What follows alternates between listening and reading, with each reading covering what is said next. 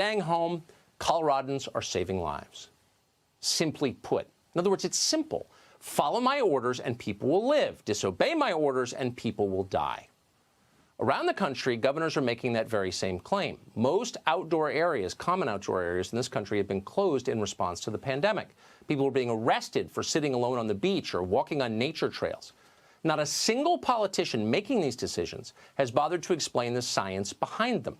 Specifically, which studies show that staying indoors, at home, at the pharmacy, at the grocery store, is safer than being outdoors? Politicians don't tell us, and they're never asked. The media support these decisions reflexively. Last week, when Duval County, Florida, reopened its beaches, Twitter lit up with the hashtag Florida Morons. The Washington Post wrote an entire piece celebrating the fact that families in Jacksonville were being attacked on social media.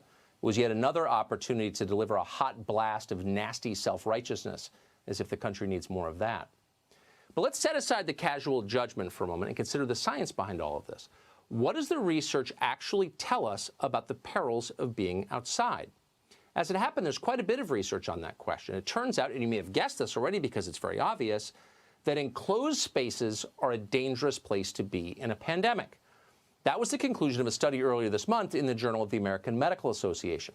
USA Today quoted one of the authors of that study, an MIT professor. She put it this way, quote, "When one is outside with air circulation or wind, the virus is easily dispersed and less concentrated." That makes sense. Another study from earlier this month was more specific about it. That study looked at 320 towns in China over a period of more than a month during the pandemic in order to determine how the virus spreads. Turns out the most common place patients were infected, their homes. 80% of outbreaks began in the home. 34% of new cases began on public transportation. The number outside? Here's the conclusion, quote, "All identified outbreaks of 3 or more cases occurred in an indoor environment, which confirms that sharing indoor space is a major infection risk," end quote. That study, by the way, is available to all. It's online. Jared Polis could read it if he bothered. Any politician could read it. They haven't. They're not interested. Stay inside, save lives. They repeat that like the vacuous bumper sticker that it is. In fact, actual science suggests the opposite is true. Being outside is far safer. It's also good for you. Researchers have consistently found that fresh air and exercise boost your immune system. It's just like your grandmother claimed. As a recent piece in The Atlantic put it, quote, "The outdoors and sunshine are such strong factors in fighting viral infections that a 2009 study of the extraordinary success of outdoor hospitals during the 1918 influenza epidemic suggested that during the next pandemic, which we're living through, we should encourage the public to spend as much time outdoors as possible," end quote. As much time outdoors as possible. Yet, as you may have noticed, our politicians are doing precisely the opposite, and is driving America to neurosis. Prescriptions for anti-anxiety medications have risen dramatically nationwide in the past 6 weeks. So the question is, why are our leaders hurting us on purpose? And the answer is, because they can. Controlling the population makes them feel powerful. Our fear makes us easier to control. The average politician has no incentive to follow the science and thus let the public outside. You may be suffering intensely, but they're enjoying it. Interesting.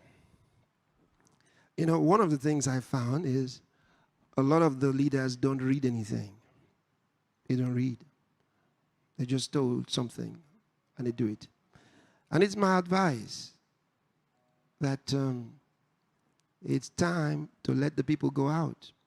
There's just how far you can keep them inside. Now there are protests in many cities. And except the governments of various nations hastily let the people get back to their life, the protests will be overwhelming. They will not be able to stand it. So,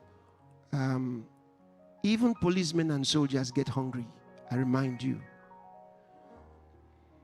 I remind you. So it's about time to let the people go. It's about time. It's about time. There are those who don't like it.